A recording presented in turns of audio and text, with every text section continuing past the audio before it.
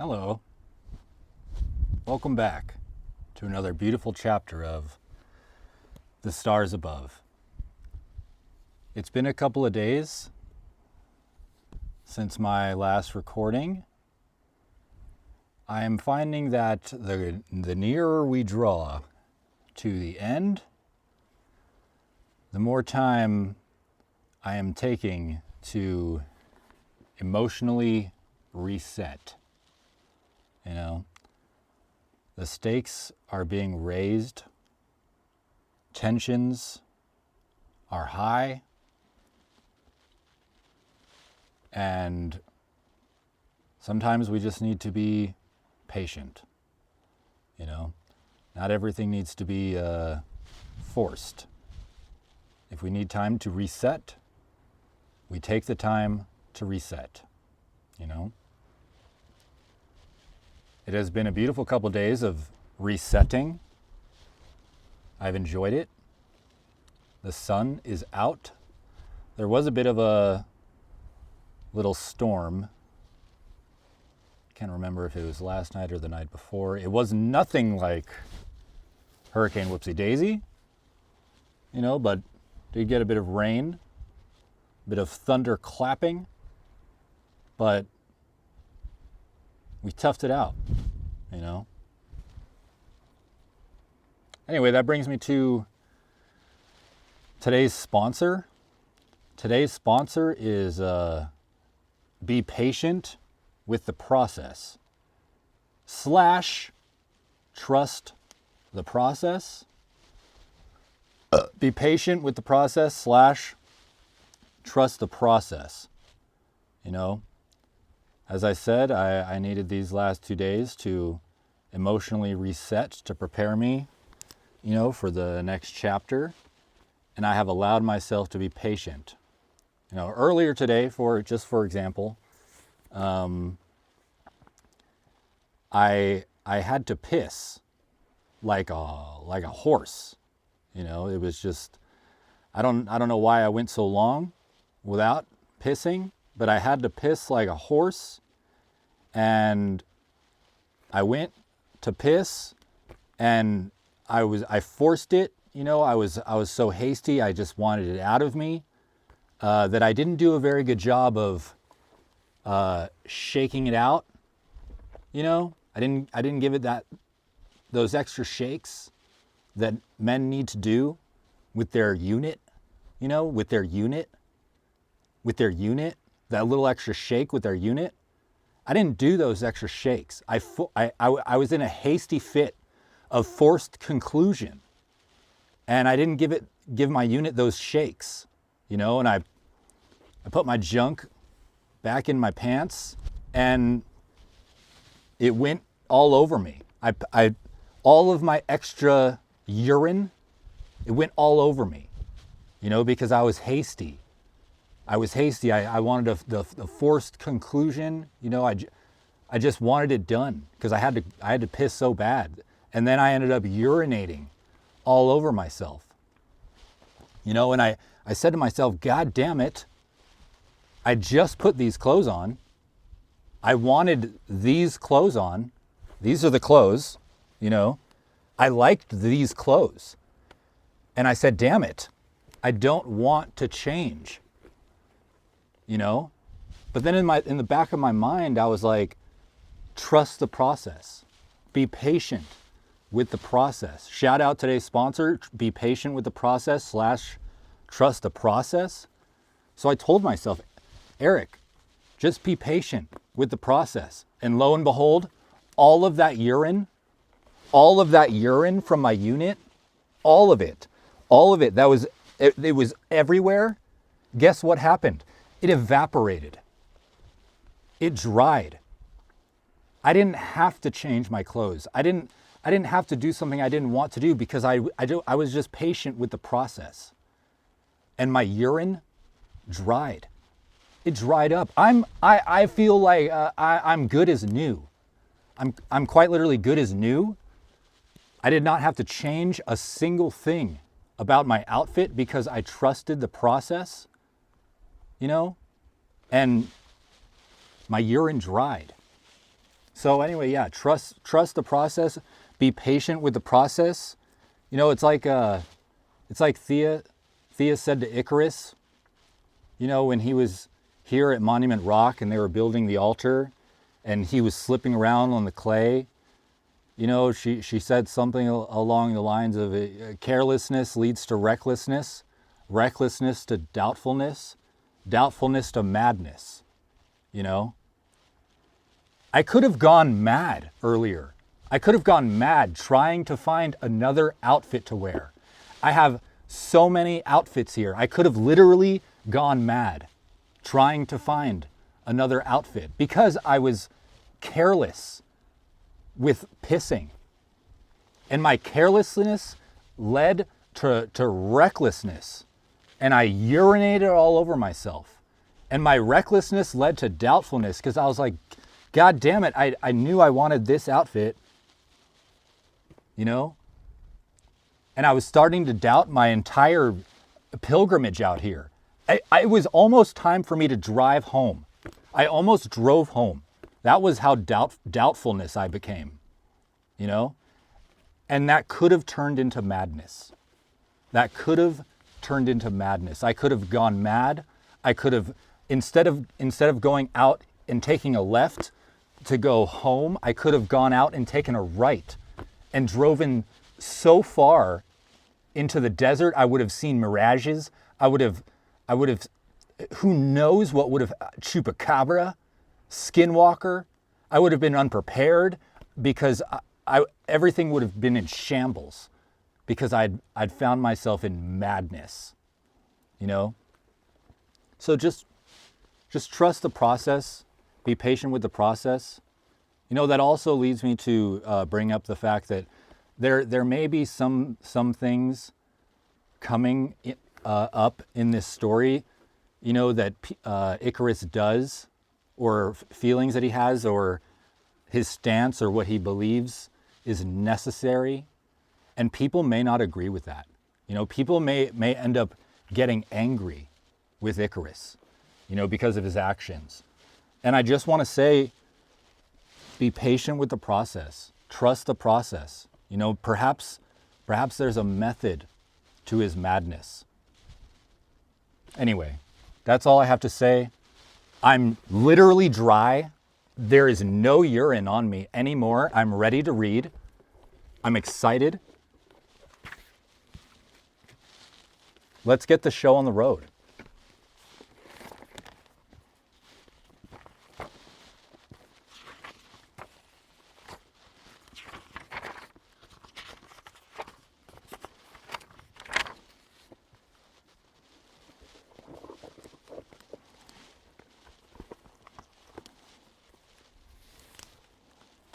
Chapter 29, Ripples of Remembrance. Ripples. Chapter 29, Ripples of Remembrance. After Thea left for Colorado, everything felt like the groggy aftermath of waking from a strange yet wonderful dream. She was our shepherd, a beacon of light on those dark and stormy nights. Now without her guidance, our spirits would be tested. Celine could barely speak as she walked through the front door that first evening, but her woeful eyes said enough. While she may have wished to appear strong, I could see the little girl curled up in the corner behind them. Celine could hide that child from the world, but not from me, not from the eyes hiding a boy behind his own. We'd been two children having lost their mother, left to feel they'd lose another. "It'll be okay, Bird," I said, taking her in my arms. "I'm right here." "How do you know, Irk?" she asked, sobbing. "What if we never see her again?" "I just do. Believe with me. She was so strong for us. It's time we're strong for her." "What if I can't?" "What do you mean?" I chuckled. "Silly girl, look at these arms of yours. They could lift the whole world. I should know. You've lifted mine. What can I do to cheer you up?" "I just want to be left alone," she said before walking off to my room. Celine fell asleep and I cooked up some cabbage soup. While it simmered, I blew up dozens of red balloons and gently piled them over her, blanketing the bed. I placed a bowl under her little button nose as steam rose like a cartoon pie, waking her with curling lips. "Look at that," I said. "There you are." She was squinty-eyed and blew on each spoonful with the sweetest smile. Hope became a bizarre concept in those moments. While there was nothing to grasp with certainty, belief remained all the same, in the simplicity of a single smile and teaspoon of hope at a time. That cold winter night was spent saving the world, for I'd brought a bit of joy to hers. Celine drove me to the airport the following night. While grateful for the chance to see my brothers, it felt awful to leave her alone. We'd stall outside the terminal shivering, hesitant in our goodbyes.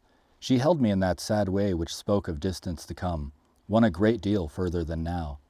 "I'll be back before you know it," I said, holding her tight. "I'll miss you, Bird," she said. It'd been some time since Celine called me by that name. Perhaps she was remembering, having felt those echoes of where our story first started, and a love began to bloom. "I'll miss you more, Bird," I said. "Everything will be all right, I promise." I held back tears, wishing to say more, that I loved her and would always be there if she let me. I'd slip a note into her pocket before watching as taillights faded into the winter fog. "I may not be gone long, but I'll miss you evermore. When things get tough, look to the night sky and simply call out to those stars above. I'll always wait for you there." While only being gone for 2 weeks, we shared calls every day, most regarding Thea. "I miss her," Celine would say. "Me too," I'd tell her, "but I know she misses you more." "How do you know?" "Because I know how much I miss you, and Thea misses you like a mother misses her daughter, always. Don't you know how much she loves you?" "How much?" "Well, the Hubble telescope estimates that there are over 100 billion galaxies, and she loves you more than all the stars, in all the galaxies in the whole dang universe. There are 43 quintillion atoms in one grain of sand, and she loves you more than all the atoms, in all the grains of sand, on all the beaches and deserts in the whole dang world." "But how do you know?" "Silly bird, because that's how much I love you, and she loves you even more. Thea loves you, Celine Hawk, as a mother loves her daughter, always. What she needs from us is time, time to remember, grow strong, and believe in herself again, just as she believes in you." "I just miss her so much, Icarus. Why won't she reach out?" Her well ran dry. "It'll take time to regain the confidence needed to speak with us. It hurt her to leave like that, but she left us with ways of knowing she hasn't given up on herself, nor us. Have faith and trust the process. Thea needs to know that the next time she stands before you, it's as the strong woman you remember and the mother you hold dear in your heart." "I'm trying. It just gets to me sometimes. It's like her whole existence was a dream, and all I have are these feelings and memories to remember her by, but can't touch." "Sometimes life feels like a dream. Everything moves so fast, and all that we become, sometimes life feels like a dream. Everything moves so fast, and all that we became used to feels left behind once waking up. But beautiful dreams are something to build upon." "Life does move fast, huh?" "Too fast. But all that Thea was and is remains within you. This is an opportunity for her to grow, same as you. A process necessary for your paths to cross again, one Thea hasn't given up on. Even from afar, she holds you closer now than ever before." "Thank you for being the friend that you are to me, Icarus. This has all been so hard. I try to avoid it, but always come back to it at the end of the day. I crash, but in an oddly good, bad way. I'm just not my usual self, but at least I'm feeling something and trying my best." "You mean the world and so much more to me, Bird. You always will. When things are looking down, remember your strength and stand. When you wish to be distracted, remember your courage and face it. All that you are, Celine, is light found when the hour is darkest. I'm so proud of you. I'm here for you. But above all else, I believe in you." On Christmas, Celine expressed hesitation in reaching out to Thea, fearing it'd cross a boundary. But after a bit of encouragement, they'd finally exchanged words. Thea was beginning to believe in herself again because of Celine, and in turn, Celine conveyed that same belief.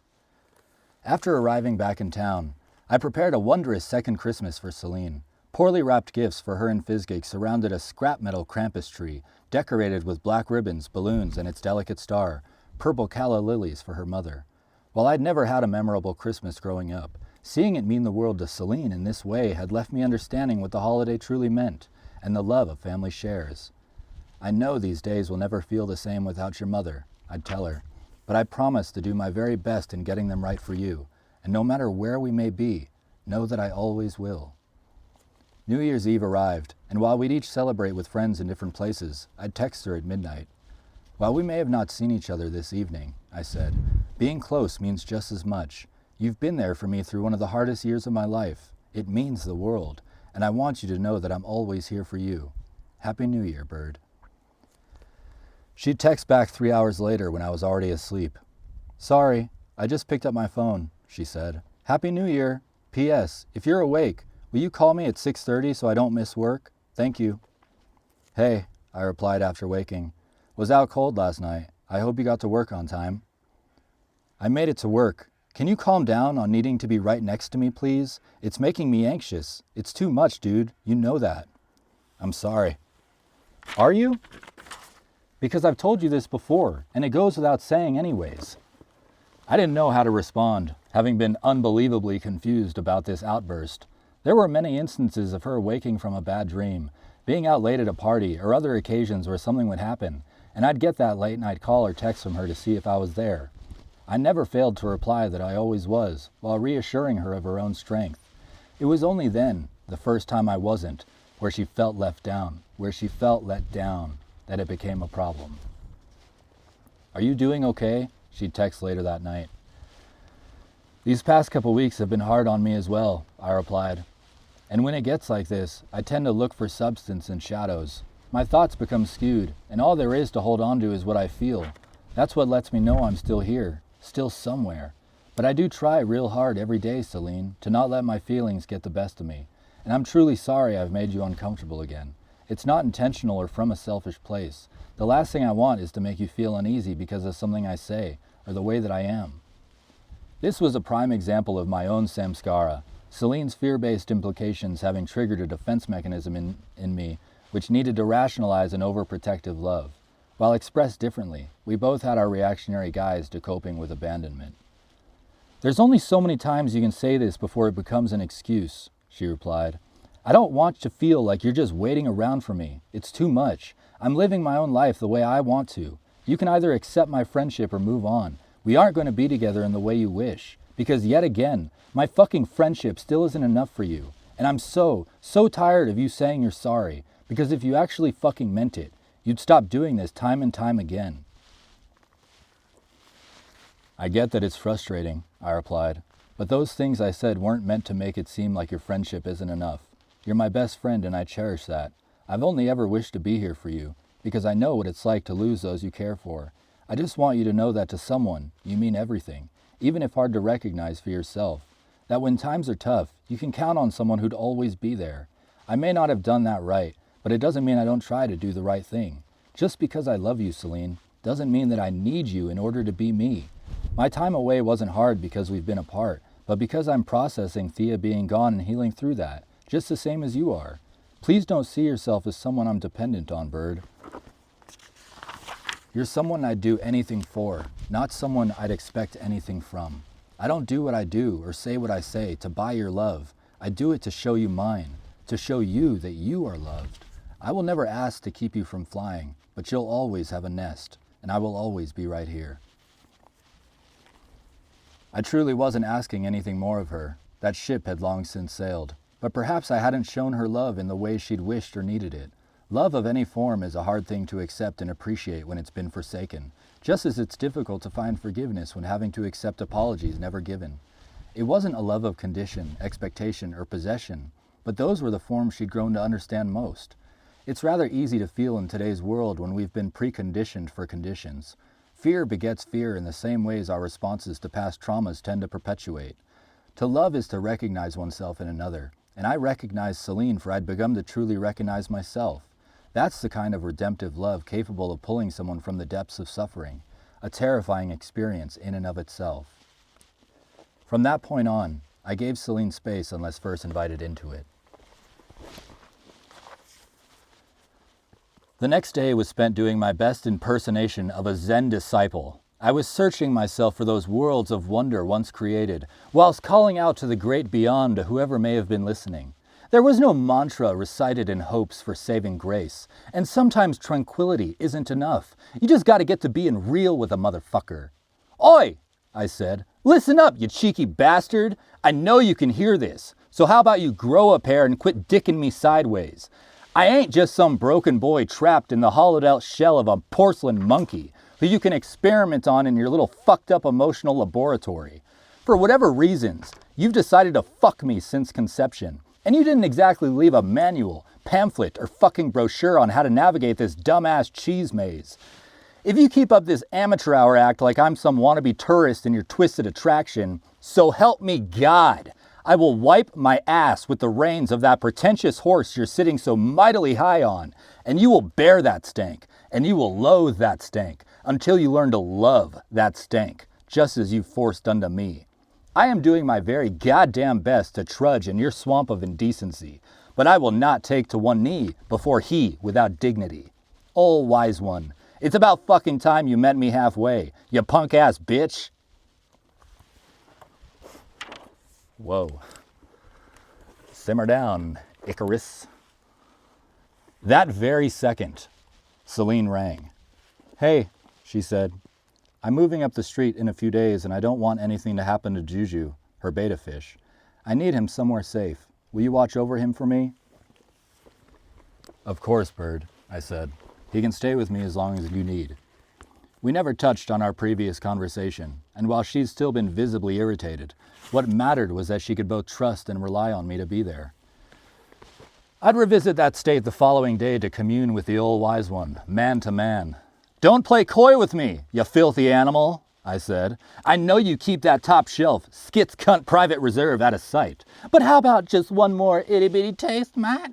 A smidgen of the good stuff? A key bump from your sneaky little vial of pixie dust? We've turned a new leaf here. It'd be foolish of us to let the wine sour.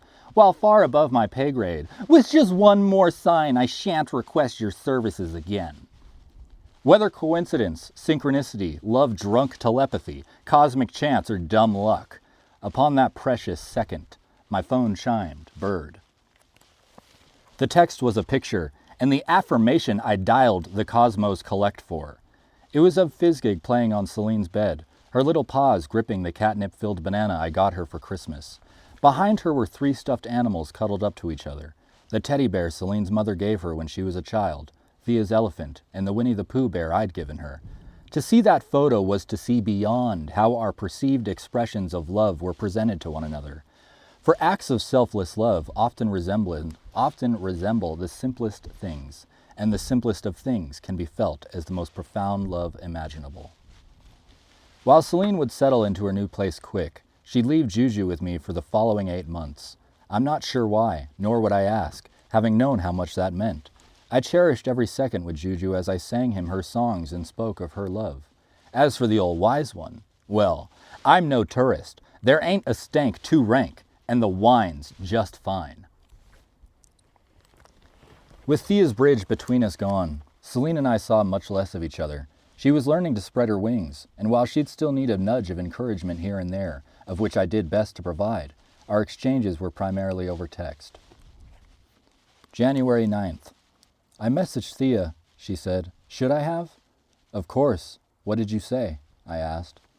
Sometimes when I fall into deep despair, I think of you and the times we've shared. It gives me the strength to move forward, even if it's not easy.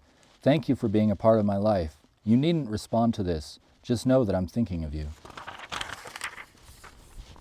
That's beautiful. I know she does the same. Love is growth, and this time is precious for you both. When feeling her absence, call out from within and she'll find you there. She responded. She said she loves me always, and that her heart bleeds missing me.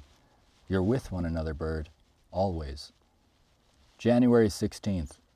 I feel like shit, she said. It seems nothing I do is ever enough for anyone. It's more than enough to those who see you, I replied.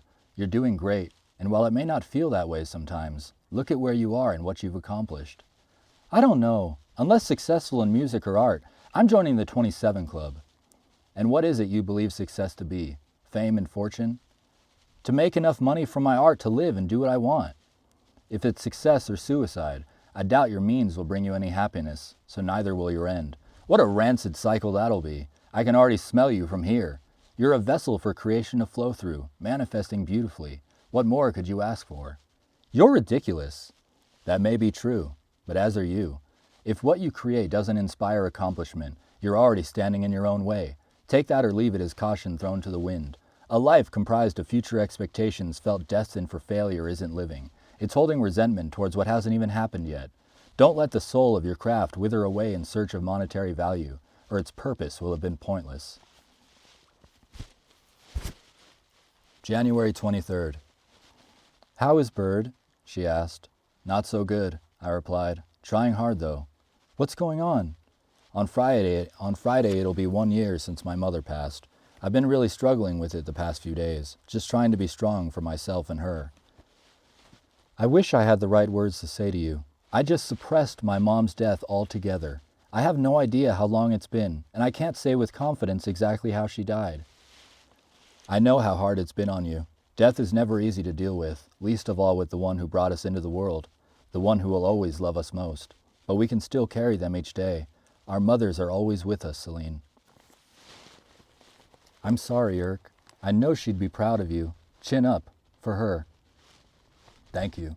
I know Kimmy Lee is so very proud of you as well. January 25th. Oh, what a day it's been for you, Bird, Celine said. Full of memories, sorrow, and love, lots of love. I haven't reached out to you yet because I think it's important to take in days and times like these, to be buried and from the darkest of places, bloom. I hope today was full of reflection, understanding, and yet forgiveness. I know it's been hard. As a reminder, as if you didn't already know, your mother will unconditionally love, care, and remember you, always. Just as you feel for her, she is always with you, always watching and protecting you. Icarus McHale, the name your mother gave you. In times like these, we discover what we're truly made of, and you are made of all wonderful things. You've gone through a whole lot of fucking bullshit to be who and what you stand for today. Thank you for being you. Thank you for existing. I know today wasn't easy, but I send you my love and hope this message helps. There aren't words for me to say, I replied. Only the love I have for my mom, for my brothers, for myself, for Thea, and for you, Celine Hawk. Thank you, endlessly and always, from this great plane to the next. January 28th. Oh, Bird, I said. I can't begin to count the days I've spent looking within, speaking to her, or the nights I've spent looking to the stars above, thanking her. When the sun falls and I continue to write through this night, her 3 roses will illuminate alongside those of my mother's, as another candle burns for her, Kimmy Lee. I know you aren't feeling well, but I hope today treats you just a bit better, for she is always with you. Thank you, she replied. I know you always mean well every 28th, but I'd gone years with peacefully suppressing my mom's death before we met, and I don't want a monthly reminder of the loss. I know you do it for your mom, but you don't need to take on the pain of my mom as well, okay? That's my burden to bear, not yours. I know you mean well, but it's too much. Please respect that. I understood, but also knew that what she suppressed held importance worlds above our relationship. Those words Celine expressed on the anniversary of my mother's passing were the most significant she ever shared with me, for it proved that even if it was something she wished to erase in herself, a part of her still held the empathetic virtue to understand the depth of importance in preserving that sacred bond between a mother and her child. As I've said, if Celine was to truly recognize Thea's presence within herself, without falling back into the state of feeling fully abandoned, she'd need to confront and heal through the suppression of her own mother. There is no such thing as peaceful suppression, and the emotions Celine refused to face hadn't solely resurfaced with my coming, but fueled a primordial fear comprised of painful remnants.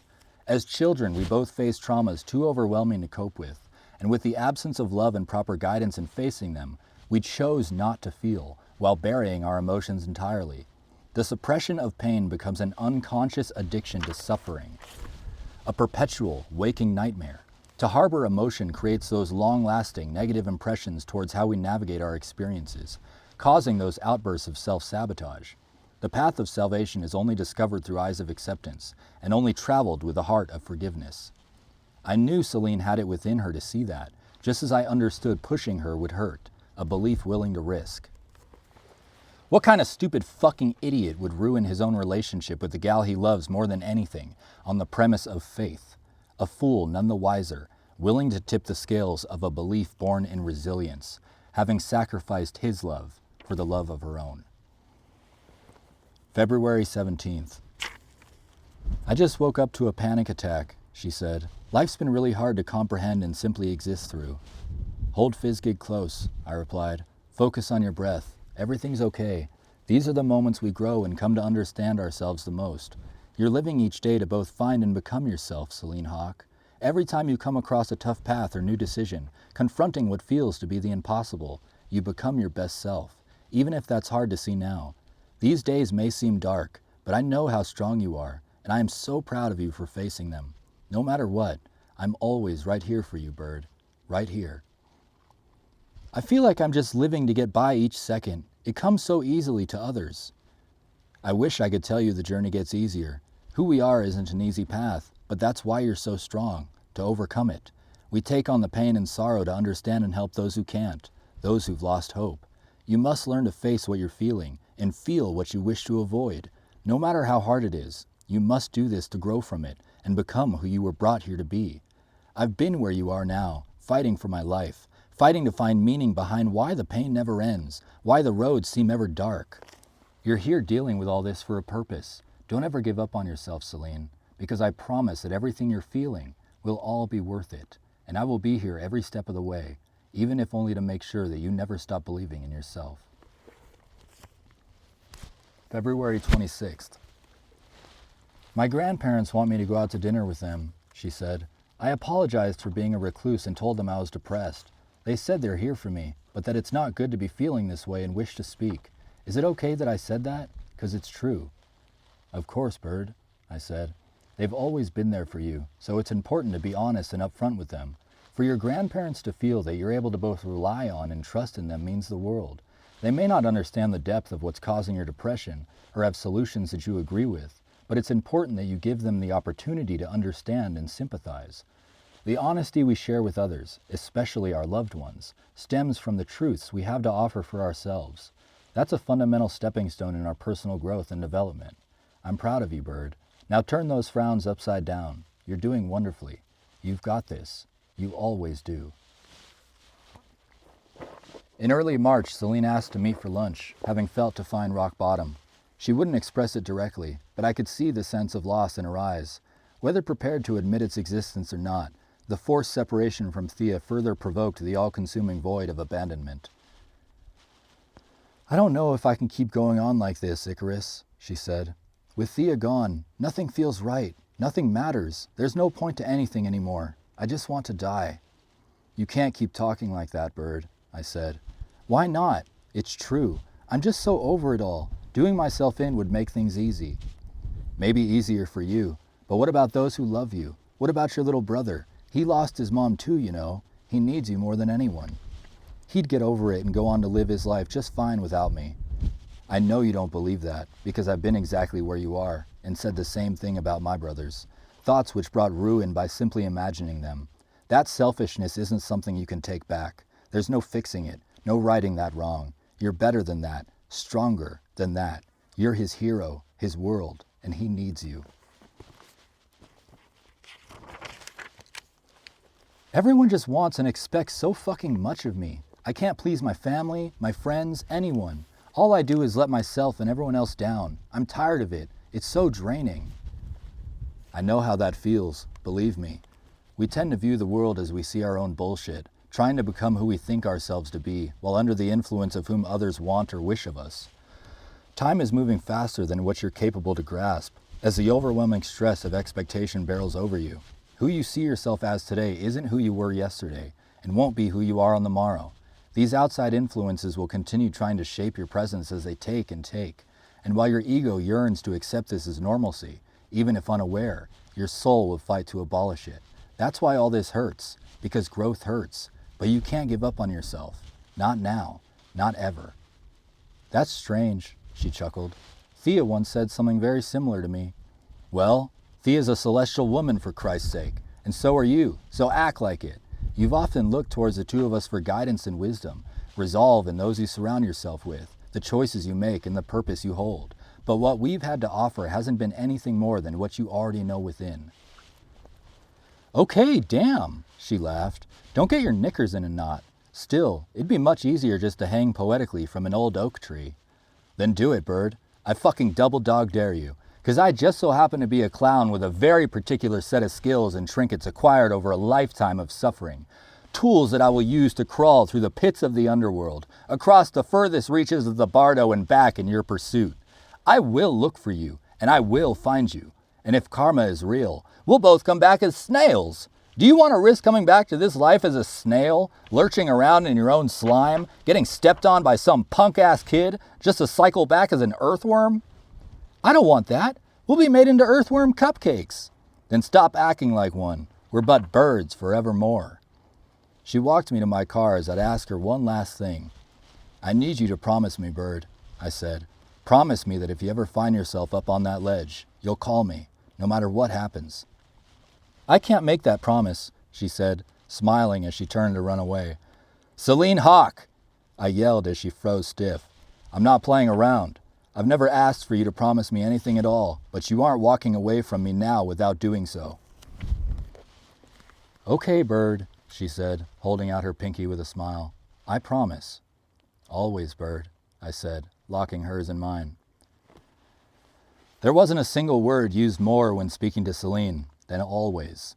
I said it to inspire confidence in herself, reminding her that she was always strong, always had it under control, always more than capable.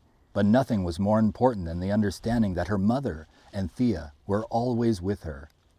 That word paired with any others held tremendous meaning, yet on its own, I could safely express what she feared most in hearing me say, that she was always loved, and that I would always love her. Thank you, she said. I mean it, Icarus. She left with a smile and spring in her step. I won't say that a pinky promise made outside an Indian buffet, connected to a decrepit motel, adjacent to an abandoned bowling alley, kept Celine from making a horrendous decision.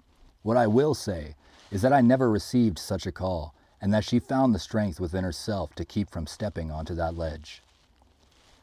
While certainly being far from saint or savior, I could have done much better as a friend to Celine, but I always tried my best. It's a sad truth that when someone we care for harbors their pain, hides their scars, and refuses recognition, oftentimes it doesn't matter how supportive we are, nor how many good deeds we do. We can do a million things right with love, integrity, and meaningful intention, yet only be remembered for those felt as wrong. However, we mustn't ever let this discourage us, for such presents even greater opportunities to put our best foot forward. After all, we can do a million things wrong, and maybe, just maybe, we do one thing right enough to go without being entirely forgotten. For even the smallest droplet into a vast ocean creates ripples of remembrance.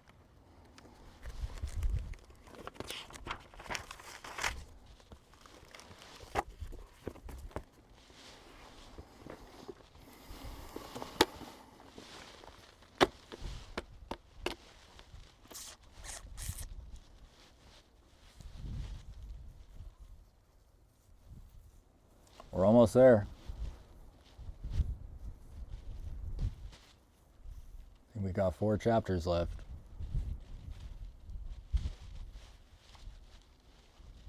You know?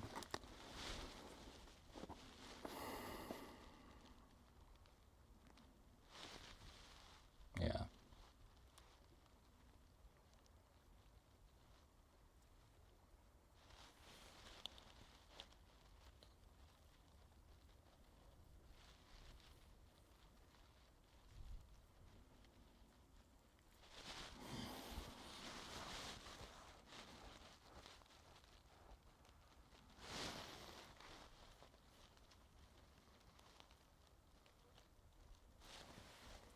Well, I think I'm going to take a little respite.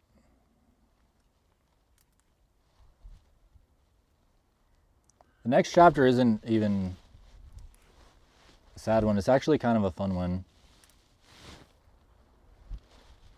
It's like a respite from the main storyline, you know? Like a little detour. Sometimes you just need a happy detour in life, you know? And if you're patient enough with the process, that happy little detour presents itself. So as long as you don't piss all over yourself and do hasty things and have to change your clothes and